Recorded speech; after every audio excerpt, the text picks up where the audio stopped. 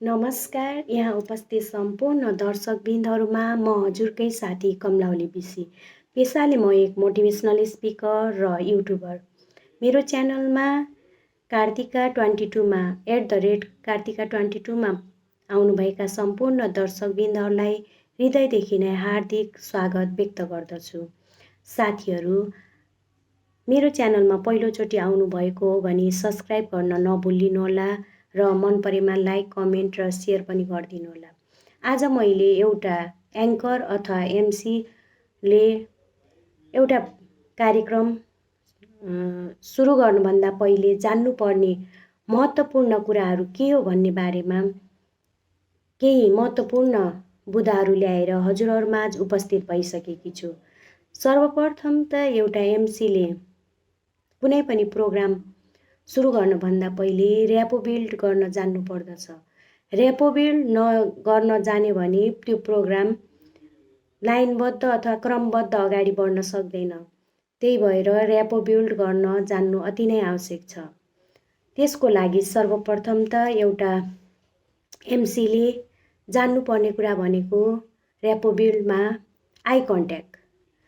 I contact चाहिँ 30 सेकेन्डभित्रमा एउटा एमसीले 30 सेकेन्डमा गर्नुपर्दछ।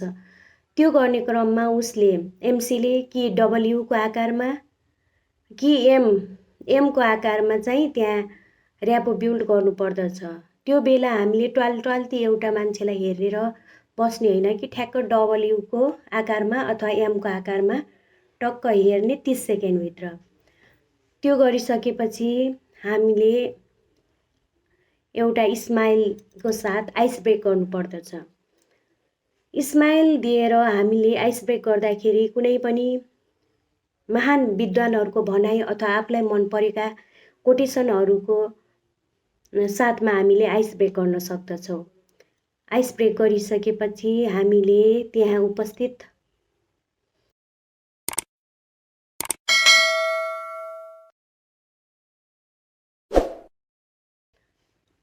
भएका महानुभावहरू र एमसी बीच एउटा सम्बन्ध स्थापित गरिसकेका हुन्छौँ। त्यसपछि हामीले त्यहाँ स्थानीय भाषाअनुसार जस्तो नमस्ते छ कि अथवा कुनै त्यहाँको अनुसार जे छ भाषाअनुसार हामीले त्यहाँको स्थानीय भाषाअनुसार हामीले त्यहाँ उपस्थित मानिसहरूलाई ग्रेडिङ गर्न सक्छौँ। त्यसपछि हामीले एमसीले आफ्नो परिचय दिने, परिचय दिँदाखेरि जहिले पनि नाम, ठेगाना र पेसा चाहिँ छुटाउनु हुँदैन।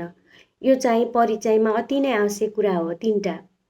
त्यसपछि परिचय दिइसकेपछि उपस्थित सम्पूर्ण महानुभावहरूलाई एमसीले चाहिँ स्वागत गर्नुपर्दछ। स्वागत गरिसकेपछि अब उसले प्रोग्रामको बारेमा, कार्यक्रममा कुन संस्थाले त्यो कार्यक्रम सञ्चालन गर्न लागेको हो र त्यहाँ कुनै स्पोन्सरहरू पनि छन् भने तिनीहरूको नाम पनि भन्ने र कार्यक्रमको बारेमा परिचय दिने, त्यसको महत्त्व के छ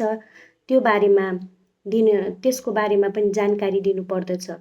त्यसपछि त्यो कार्यक्रम अवधिभरि त्यहाँ उपस्थित महानुभावहरूले के कस्ता कुराहरू, नियमहरू पालन गर्नुपर्दछ त्यसको बारेमा पनि जानकारी दिनुपर्दछ। र्यापो बिल्डमा यिनै महत्त्वपूर्ण कुरा हुन्। यिनै महत्त्वपूर्ण कुराहरू अपनाएर नै एमसीले प्रोग्राम अगाडि बढाउन सकिन्छ। त्यही भएर र्यापो बिल्डिङ जे भने पनि यो अति नै आवश्यक छ एउटा कार्यक्रम सञ्चालन गर्ने बेला। यो बिना कुनै पनि एमसीले कार्यक्रमलाई अगाडि बढाउन सक्ने हुँदैन। यस्ता विविध जानकारी ल्याएर हजुरहरूमाझ फेरि पनि उपस्थित हुने बाचासहित मेरो च्यानलमा यति बेरसम्म सुनिदिनु भएको अथवा हेरिदिनु भएका सम्पूर्ण दर्शकवृन्दहरूलाई हृदयदेखि नै हार्दिक कृतज्ञता व्यक्त गर्दै र मेरो च्यानलमा पहिलोचोटि आउनुभएका साथीहरूलाई च्यानल सब्सक्राइब गरिदिनुहोला र मन परेमा लाइक, कमेन्ट र सेयर पनि गरिदिनुहोला भन्दै हजुरहरूमाझबाट बिदा हुन्छु।